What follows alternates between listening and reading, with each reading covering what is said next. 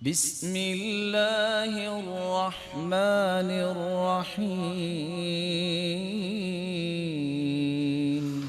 سوال یہ ہے، بہت وہم آتے ہیں اور نہانے میں تقریباً 2 گھنٹے لگ جاتے ہیں، ایسی دعا بتائیے۔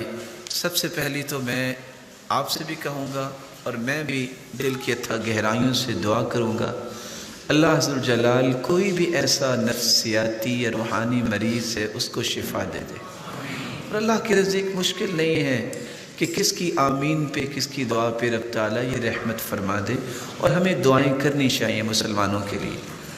دوسری گزارش یہ ہے، یہ وہم کیوں ہوتا ہے؟ یہ جب تک نقطہ سمجھ نہ آئے علاج نہیں ہوگا۔ وہم اس وقت ہوتا ہے جب انسان کے پاس صحیح علم نہیں ہوتا۔ وہم اس وقت ہوتا ہے جب وہ کسی نص یا کسی دلیل کے تابع نہیں ہوتا، پھر اپنے وہم و گمان کے تابع ہوتا ہے۔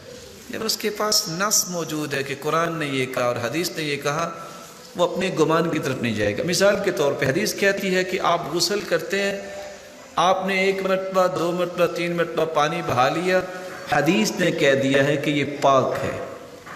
میں اگر سوچوں کہ نہیں، لگتا ہے کہ ابھی پاکی نہیں ہوگی، تو حدیث نے حل بتا دیا، میں اپنے وہم کے پیچھے لگ رہا ہوں، نصوص کی تابع داری میں کرنا نہیں چاہتا۔ اور اسی لیے امام مالک کے پاس ایک شخص آیا نا، اس نے آ کے کہا کہ میں 5 مرتبہ غسل کرتا ہوں، راوی کہتے ہیں کہ 3 مرتبہ میں نے غسل کیا ہے، لیکن پھر بھی مجھے شک ہے کہ غسل کیا کہ نہیں کیا۔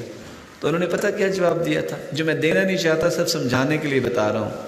کہا تجھ پہ تو غسل واجب ہی نہیں ہے۔ کہا وہ کیوں؟ میں نے نماز پڑھنی۔ کہا تجھ پہ تو نماز بھی واجب نہیں ہے۔ کہا وہ کیسے؟ کہتے ہیں مجنون پہ کوئی نماز فرض ہے؟ اس نے 3 سے 5 مرتبہ مشکیزیں بہائے ہیں اپنے اوپر، اور پھر بھی کہتا ہے پتہ نہیں غسل کیا ہے کہ نہیں کیا، تو آپ کیا کہیں گے اس کو؟ لیکن میں یہ کہنا چاہوں گا، اس وہم سے بچنے کے 3 علاج لے لینے چاہیے۔ پہلا علاج، اس کو قرآن و سنت سے رہنمائی لینی چاہیے۔ دوسرا علاج، یہ یقین کر لے کہ میری سوچ ناقص ہے، اللہ کا قرآن اور حدیث ناقص نہیں ہے۔ تیسرا، یہ سوچ یقین کر لے پاکیزگی اور صفائی وہی کنسیڈر ہوگی جس کو شریعت نے کہا ہے، جو میری سوچ میں آئے گی وہ پاکیزگی نہیں ہوگی، تو انشاءاللہ اس بیماری سے رب تعالیٰ اسے نجات دے دے گی۔ اور ویسے بھی حدیث میں آتا ہے کہ واش روم یا اس طرح کی جگہ فَإِنَّ النُّفُوسَ مُحْتَضَرَةٌ، یہاں جن اور شیاطین حاضر ہوتے ہیں، وہاں زیادہ ٹائم رکنے کا شوق بھی انسان کو نہیں ہونا چاہیے۔ اسی لیے تو غفرانک کے الفاظ ہم بولتے ہیں، تو اللہ تعالیٰ سے دعا کرنی چاہیے کہ اگر کوئی بیمار ہے تو اس کو جلد از جلد مکمل شفا یاب کرے۔ السلام علیکم۔